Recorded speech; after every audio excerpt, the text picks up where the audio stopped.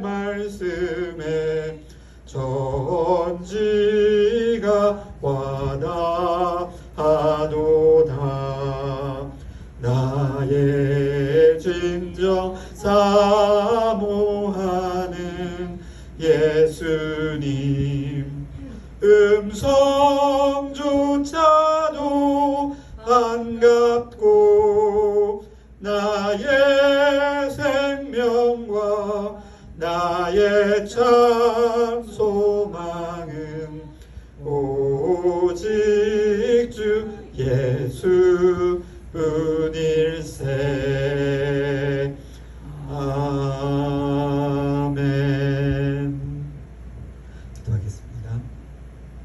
하나님 아버지, 참 감사드립니다. 이렇게 귀한 주일 허락하셔서 우리 청년들 예배당 가운데 모이게 하시고 이렇게 찬양하게 하시고 말씀 듣게 하시고 또 기도하게 하시니 참으로 감사합니다.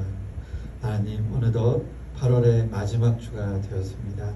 하나님, 참 시간이 화살처럼 이렇게 빠르게 흘러감을 봅니다. 그러나 하나님, 우리가 이 시간 가운데에서 마냥 두려워하지 않게 하여 주시옵소서. 모든 시간 가운데 계획하심을 가지시고 저희를 이 땅에 보내신 주심을 우리가 믿습니다. 아버지, 주를 아버지로 여기고 우리의 삶 가운데 든든하게 우리의 믿음을 향하여 나아가는 그런 우리 청년들 되게 하여 주시옵소서. 주일 예배로 모였사오니 하나님 크신 은혜, 사랑, 그리고 그의 영광 우리가 깨닫게 하여 주시옵시며 바치는 이 예배 가운데 홀로 영광 받으시옵소서. 예수님 이름으로 기도드립니다. 아멘. 자, 오늘 말씀은요, 누가복음 12장 5절 한 절이니까 우리 함께 큰 목소리로 읽겠습니다. 있습니다. 마땅히 두려워할 자를 내가 너희에게 보이리니 곧 죽인 후에 또한 지옥에 던져 넣는 권세 있는 그를 두려워하라. 내가 참으로 너희에게 이르노니 그를 두려워하라. 아멘. 자, 사실 이 말씀을 가지고 얼마 전에 한번 제가 전한 적도 있는데요. 더하여서 우리가 한번 말씀을 나눠보기로 하겠습니다. 그 낡고 오래된 것은 대부분 보기 좋지 않아가지고 버려지거나 또 새로운 것으로 대치되곤 합니다. 낡은 것이 좋은 것도 물론 있는데 대부분 그것은 좀 관리됨으로써 유지되는 것들입니다. 흔히 재개발하면 떠오르는 것은 구시가지, 그리고 또 좁은 골목, 낡고 허물어져가는 집들, 그리고 좀 가난한 느낌들, 그리고 이제 개발지 가보면은 주로 연세가 좀 많이 드신 분들, 노인들이 많이 계시죠. 이제 그러한 모습들, 좀 약간 좀 어두운 그런 모습들이 연상됩니다.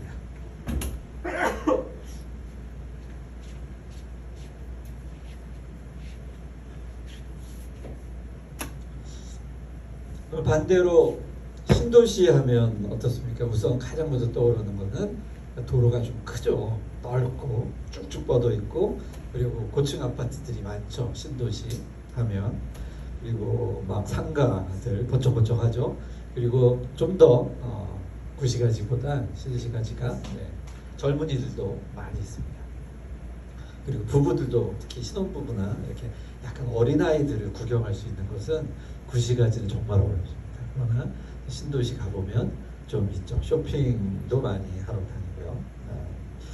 자, 이러한 이야기, 이러한 그 두 가지는 뭐 어떤 것이 좋냐 논쟁거리가 될 수도 있겠지만, 적어도 구시가지보다 신시가지가 좀 미래를 지향하는 그런 부분임은 더 확실합니다.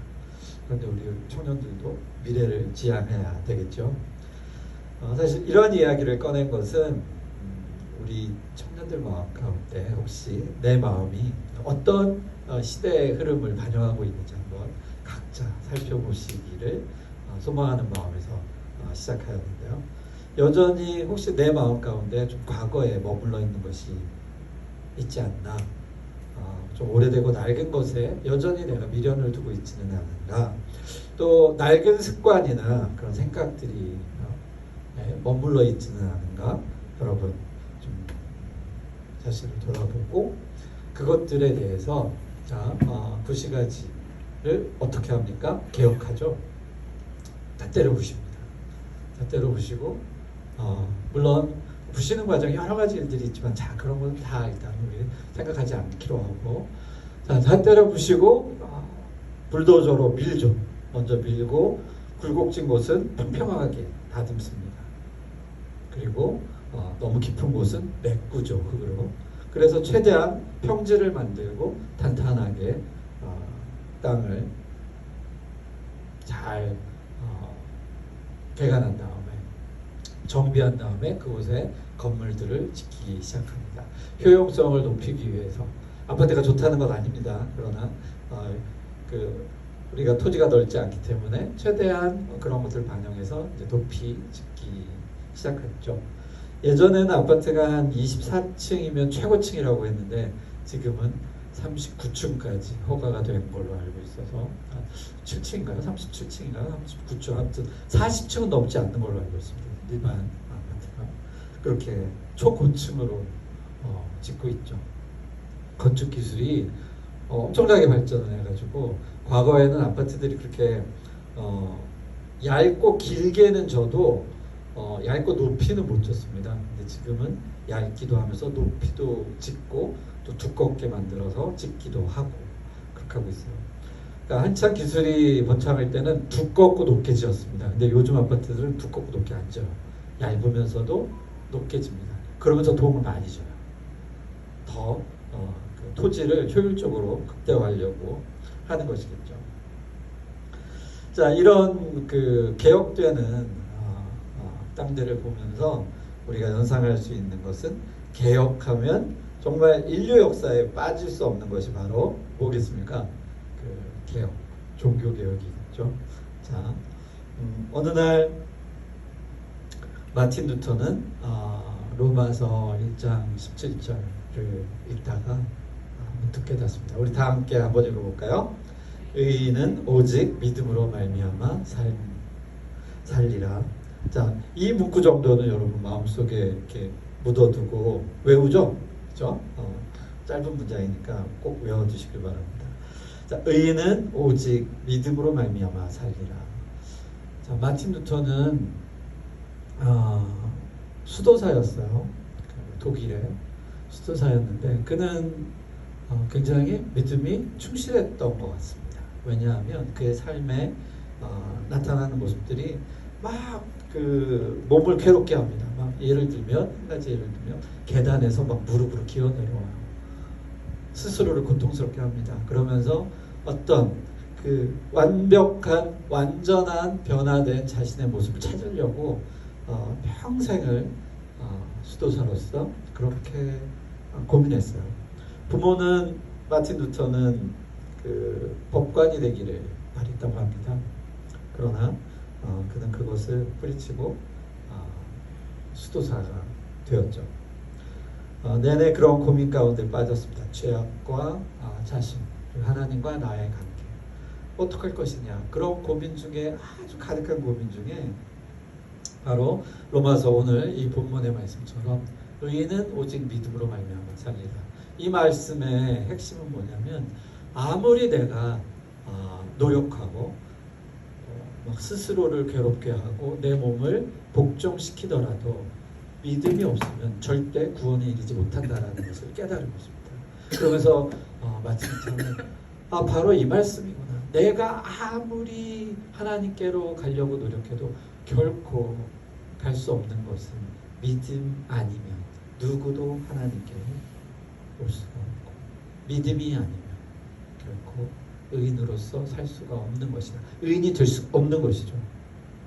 오직 믿음 아니면 우리가, 그러니까 정죄, 죄에서 의롭다함을 받을 수 없다라는 것을 이 말씀을 읽고 깨달았어요. 그래서 마틴 루터는 세상을 바라보는 시각을 확 한꺼번에 바꿉니다. 그래서 그 당시 부조리 했던 것들에 대해서 마틴 루터는 이렇게 화면에 보는 것처럼 이게 마틴 루터가 심우하던 교회의 정문입니다. 정문에 잘 안 보이죠? 이게 95개조의 방방문을 이렇게 여기다 붙여요. 근데 과거 요즘 이제 상상화인데 과거에 그 어떤 우리 흔히 이제 대자보라고 하죠. 대학가에서 막 벽에다 붙이잖아요. 그러면 거기 사람들이 모여서 무슨 소식이 있나 이렇게 보게 되죠. 그런 역할을 했던 게 교회 문인가 봐요. 그래서 여기 막 덕지덕지 여러 가지 것들이 붙어 있죠. 예를 들어 사람을 구하면 여기다 붙이고, 그리고 뭔가 내가 정부에 할 말이 있다. 그럼 이런 데다 붙이는 겁니다. 한마디로 호소문 같은 거죠. 거기에 95개조에 달하는 이제 방방문을 쓰는데 어떤 거에 관련된 것이냐? 다 종교에 관련된 것입니다. 우리가 믿음에 관련된, 쉽게 말하면 고해할 때, 고해성사할 때, 성체 이런 것들에 대한 방방문을 자신의 이 말씀을 듣고 깨달은 거에 대해서 쭉 나열합니다. 일일이 그것들에 대해서 어떤 시간이 되면 나눌 기회가 있으면 나누면 좋겠지만, 우선 쉽게 말하면 그 교회 조직이 가지고 있던 비리라든가 자신의 눈에 옳지 않았다고 했던 것들에 대한 방방문을 세밀하게 적어나가는 것이죠. 이게 종교개혁의 시발점, 도화선이 됩니다. 사람들이 이 마틴 루터가 이렇게 써놓은 이것들에 대해서 공감하기 시작하고 그것들에 대해서 점점 모이기 시작하면서 논쟁하기 시작하죠. 그러면서 이 마틴 루터는 결국은 쫓겨납니다. 왜냐하면 조직에서 저 사람을 마틴 루터 제거하려고 해요. 죽이려고 해요. 그래서 마틴 루터는 이 성에 숨어 있다가 몰래 나오게 되는데 관에 숨어갖고 나옵니다. 그런 얘기들이 있어요. 하여튼 그래서 제가 이 정문이 아까 이 사진에 보면 정문이 어떻게 되는지 잘 감이 안 되죠. 되게 입체적이긴 한데 사진으로는 잘 느낌이 안 와서 저도 일부러 찾아봤어요. 찾아봤더니 이렇게 생겼더라고요. 건물이 굉장히, 그러니까 이렇게 성이 있고 성 같은 여기가 정문이래요. 큰 대로가 있고 이렇게 생겨 있습니다. 저기다 붙인 것 같아요. 예쁘죠, 건물이. 자, 그렇습니다. 그래서 위텐부르그 네요.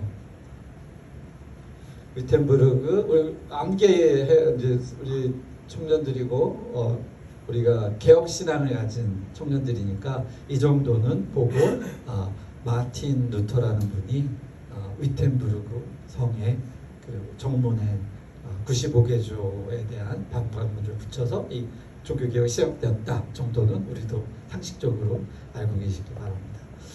자, 그렇게 시작된 것이 오늘날 우리의 기독교가 생기게 된 시발점입니다.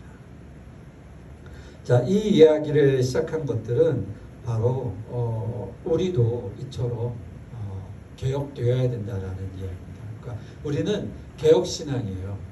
기존의 그 카톨릭의 그 뿌리 깊은 종교가 이 개혁을 통해서 개혁 신앙이 되고, 그리고 개혁 교회는 계속해서 개혁되어야 됩니다. 자, 이거는 이제 어떤 종교적인 관점으로 우리가 보는 방향이고, 저는 오늘 여러분들에게 전할 실질적인 이야기는 여러분 자신도 끊임없이 개혁되어야 된다는 것이죠. 내 안에 침체되어 있거나 왜 아무리 좋은 포도주나 이런 것도 오래되면 이렇게 집전물이 쌓이죠. 그래서 밑에 가라앉게 됩니다. 그러니 그 가라앉은 것들을 만약에 새 걸로 땄는데 같이 먹으면 손해죠. 그래서 그 좋은 샴페인이나 이런 거 갈 때 이렇게 거꾸로 세워놓은 다음에 물에다가 주둥이를 넣고 그 안에서 뻥 따더라고요. 그다음에 일부를 흘려내보내고 먹습니다. 상품으로. 자, 그런 거는 안에 있던 침전물들을 좀 이제 빼내는 그런 일들을 하는 과정이더라고요. 자, 그렇듯이 오늘 우리가 함께 나눌 것들은 우리 안에, 내 안에 침전물은 뭘까? 내 안에 깨끗한 것들이 분명히 있는데도 불구하고 모든 것들에 불순물이 가라앉아 있는 것은 무엇일까? 그럼 그것들을 먼저 빼내려면 곱게 못 빼내요. 우리 살짝 떤다? 그럼 위에 맑은 물이 떨어지죠. 남아 있습니다. 흔들어야 돼요. 자신을 흔들어야 됩니다. 그렇죠? 그래야 우리가 불순물을 제거할 수 있어요. 그럼 내 안의 개혁을 위해서 내 자신은 몹시 흔들어야 되는 거죠. 가만히 멈춰 있으면 결코 빼낼 수 없는 그 침전. 자, 암이나 이런 것들이 뭡니까? 우리 안에 깊이 가라앉아 있는 것들이잖아요. 꺼내려면 막 위를 세척하기도 하죠. 예? 위세척이라는 말. 그거 실제로 물로 이렇게 깨끗이 씻는 겁니다. 위 꺼내가지고. 생각해 보세요. 사람 세워놓고 그 안에서 막 세차 못하니까 꺼냅니다. 옆 테이블로 옮겨요. 그 다음에 수돗물로 쭉 해서 깨끗이 씻어내는 것이죠. 자, 우리가 이런 과정을 실제로 보지는 못했지만 시대가 아마 좋아지면 뭐 이렇게 지금도 수술실에 카메라를 두냐 안 두냐 논쟁이 많잖아요. 만약에 다 두게 되면 그런 거 원한다면 볼 수 있죠. 수술실 참관할 수 있습니다. 사실 신청해서 하면 참관할 수도 있는 그런 것도 있긴 해요. 자, 어쨌든 자, 다시 본론으로 돌아와서 자, 마틴 루터가 말씀의 깨달음을 통해서 개혁을 시작합니다. 그처럼 우리도 우리 마음 가운데에 머물러 있지 마시고 끊임없이 개혁하시고 한 번 개혁했으면 계속 개혁돼야 됩니다. 그게 엔진이에요.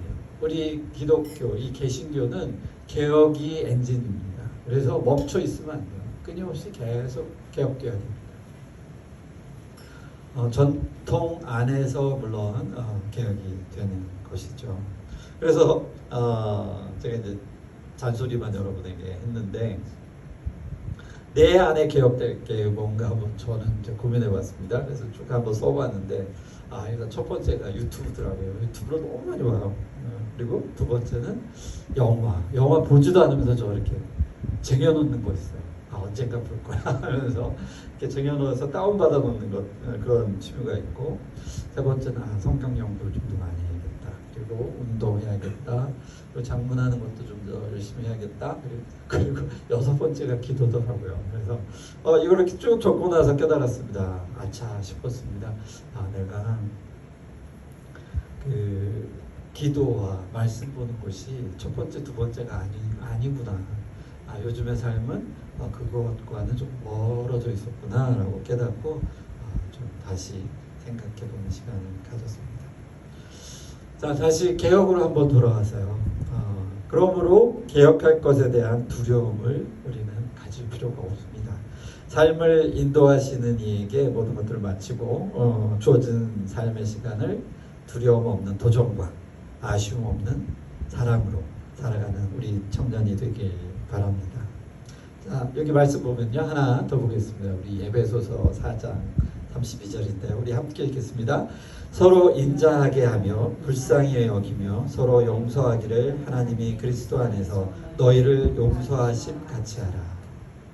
아멘. 자, 여러분, 자, 개혁하고 모든 것들을 하는 과정 가운데 우리가 보여야 할 모습은 이것입니다. 서로 인자하게 하며 불쌍히 여기며. 자, 이 말씀 우리 생각해 보죠. 서로 인자하게 한다라는 것, 서로 친절하게 한다라는 것이죠. 그리고 서로 불쌍히 여긴다라는 것은 서로의 형편을 살펴봐 주는 것입니다. 자, 우리가 이거 먼저 시작해야 돼요. 우리가 서로에게 친절하게 대하고, 그리고 서로의 형편에 대해서 감지해야 돼요. 자, 서로의 형편을 안다라는 것은 쉽지 않습니다. 서로 자신을 솔직하게 얘기하지 않으면 알기 어려운 것이므로 우리가 그를 잘 관찰해야 되죠. 쉽게 막 이렇게 다 털어놓지는 않잖아요. 혹시 여러분 요즘 가장 유행하는 게 뭡니까? 카데온이라고 K-팝 데모넌트스 요즘 보신 분 있죠? 없어요? 보신 분? 한 명밖에 없어요? 저도 봤는데 그러시군요. 하여튼 거기서 소개하는 안 보셔서 잠깐 말씀을 드리면 간단합니다. 그가 헌터이기도 하지만 디몬이기도 해요. 그 여자 주인공이 그 두 가지 양면을 다 가지고 있는 것이죠. 그래서 그 가장 같이 활동하는 세 명이 그룹인데 두 명에게 자신의 실체적인 존재를 말 못합니다. 숨기는 것이죠. 그게 나중에 드러나서 서로 실망하게 되죠. 그러나 그것을 극복한다라는 서사를 가지고 있는 이야기예요. 간단히 말해서 자신의 그 존재와 실체를 누군가에게 솔직히 고백하지 못하는 것으로 인한 갈등, 그리고 그것이 해결될 때 서로 연합하는 그런 짧은 그런 내용의, 물론 이것만 있는 것은 아니지만 그렇습니다. 자, 그러므로 우리도 우리의 실체를 누구한테 솔직하게 막 말 못하잖아요.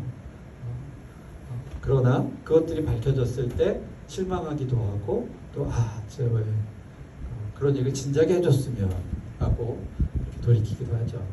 그렇듯이 우리는 먼저는 친절해야 하며 두 번째로는 서로를 불쌍히 여기고 그 다음으로 하는 것이 용서하는 것입니다. 자, 우리가 친절하기도 했어요. 그리고 서로를 잘 살펴봤어요. 그 안에서 벌어지는 실망이나 또는 낙심이나 어떤 감정들이 있잖아요. 그 감정을 다 묶어서 용서로 푸는 것이죠. 해소하는 것이죠. 그래서 참 성경의 말씀은 기가 막힙니다. 인자하게 하고 불쌍히 여기고 그 다음에 용서하는 것이에요. 근데 용서를 어떻게 하느냐, 이것이 핵심입니다. 자, 여러분 보세요. 우리가 1번 인자하기도 했고 그 다음에 불쌍히 서로 여겼어요. 그 다음에 그거에 대한 두 번째, 우리가 용서를 합니다. 근데 이 용서를 어떻게 하냐면 그리스도 안에서 너희를 용서함 같이. 자, 우리가 십자가를 생각해야 되는 거예요. 십자가. 그리스도 안에 우리가 용서를 하는데 주님이 우리를 향해서 어떻게 하셨어요? 죽으셨잖아요. 그러니까 우리가 용서를 그냥 하는 거 아닙니다. 내가 너를 위해서 죽을 듯이 용서를 하는 거죠. 이게 용서의 우리가 배워야 할, 우리가 바라봐야 할 자세인 것입니다. 그냥 그래 내 용서해 줄게 하는 게 아니라 주님이 우리를 대신해서 십자가에 피를 쏟으면서 죽으심 같이 용서하는 거예요. 친구를 향하여, 내 형제를 향하여, 내 자매를 향하여, 성도들을 향하여. 자, 우리가 오늘 이 말씀 예배소서의 이 단 한 줄이지만 인자하고 불쌍하게 여긴 같이 우리가 내 마음을 향한 그 사랑을 그리스도가 십자가에 매달린 그 마음으로 우리가 받아들이고 바라보는 것이죠. 자, 이제 옆 사람을 바라보십시오. 내가 이 옆 친구를 향하여 십자가에 매달릴 수 있는지, 그 고통을 내가 감당해낼 수 있는지. 자, 이래서 신앙심은 우리가 정말 걸어갈 수 없습니다. 그러나 우리에게 힘을 주시는 이에 따라 우리가 할 수 있는 거예요. 우리가 로마서 마틴 루터가 왜 그 말씀을 듣고 깨달았냐면, 내가 아무리 계단을 무릎으로 다 까지도록 막 기어서 이렇게 고통을 줄지라도 믿음이 없으면 하나님께로 갈 수 없는 것처럼, 성령님의 이끄심이 없으면, 그리스도가 아니면 내가 결코 하나님의 자녀가 될 수 없다라는 것을 깨닫는 순간 우리는 자유함을 얻게 되는 것이죠. 어떠한 노력도 우리가 하는 것이 아니라 오직 하나님께서 그 영광과 은혜를 우리에게 주셨구나. 하나님 감사합니다. 그럼 그 나머지 삶은 하나님의 뜻에 따라 사는 것이죠. 우리가 어떻게 할 수 없는 내 자신을 깨닫고, 그러니 하나님 안에서 우리가 할 수 있는 최대한의 노력을 하는 것입니다. 그럼 나머지 것들은 하나님이 이루시는 것이죠. 내가 아무리 선을 추구하려고 해도, 내가 아무리 하나님 앞에 사랑을 고백하여도 사랑이 없으면 울리는 그 천사의 말도 울리는 꽹과리라고 하지 않습니까? 날개 달린 천사가 우리 상상해 보십시오. 멋진 날개를 달아서 막 금빛이 빛납니다. 뒤에 뭐 그림이나 영화 보면 천사 나오면 일단은 뭐 이펙트가 상당하잖아요. 뭐 번쩍번쩍하면서 멋지게 그려집니다. 구름 있고 막. 그러나 그가 말하는 것이 갑자기 그냥 짱짱짱 하는 그런 소리 나면 확 깨져. 분위기 확 달라지는 거죠. 그러한 모습이어도 사랑이 없으면, 즉 여기서 말하는 사랑, 주님이 안 계시면, 주님이 사랑이잖아요. 더 크게 말하면 하나님이 사랑이시죠. 자, 주님이 계시지 않으면 아무것도 아니라는 말이에요.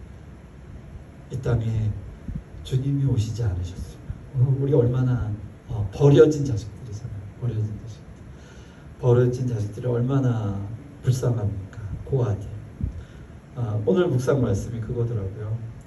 고아들의 아버지, 그리고 과부의 보호되신 자, 그게 영광 중에 계신 하나님이시다 라는 말씀을 오늘 아침 묵상 말씀이었는데요. 자, 그와 같이 여러분 오늘 좀 빨리 끝내려고 했는데 자, 알겠습니다. 자, 말씀을 마치겠습니다. 여러분, 오늘 말씀 가운데 자, 함께 나눈 마땅히 두려워할 자를 두려워하는 이 말씀 가운데 우리가 꼭 잊지 말아야 할 것은 죽인 후에 누군가를 죽였습니다. 그러나 도둑이나 살인자나 강도는 우리를 죽이고 어떡할 수 없습니다.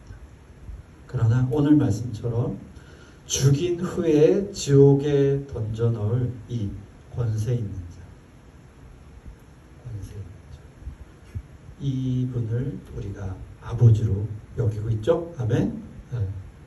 자, 우리가 믿는 아버지의 능력이 이것이라는 것입니다. 그래서 우리는 우리를 죽일 수 있는 자들을 두려워할 것이 아니라 오직 죽임 이후에도 우리를 영원의 불멸의 지옥 가운데 던져 넣을 오직 하나님만을 두려워하며 살아가는 것이죠. 그러니 우리 청년들은 더욱이 두려울 것이 없지 않겠습니까? 죽음 이외에 우리를 겁줄 것이 무엇이 있습니까? 그러나 우리를 죽인다 한들 하나님께서는 우리를 부활시키자고 부활시킬 것을 약속해 주시지 않으셨습니까? 그 말을 믿고 무엇이든지 도전하며 이 주어진 삶을 정말 은혜 안에서 기쁘게 살아나갈 수 있는 에너지, 원동력을 우리는 알고 있으니 두려워할 것이 없죠.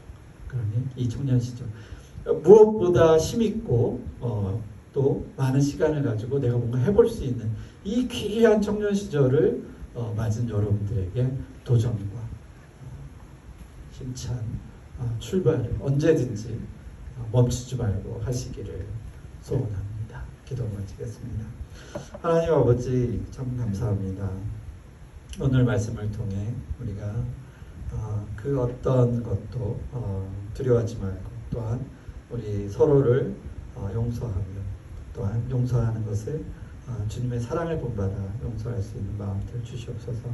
그래서 하나님, 이 주어진 우리의 삶을 참으로 기쁘고 은혜롭고 사랑으로 가득한 삶들을 살아 주님 앞에 서는 그날까지 달려갈 우리 청년들 되게 하여 주시옵기를 참으로 바라고 원합니다.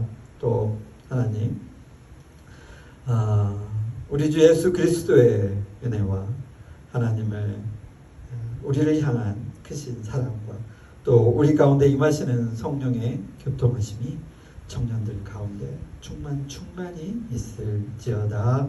아멘. 좀 길어졌는데요. 남은 시간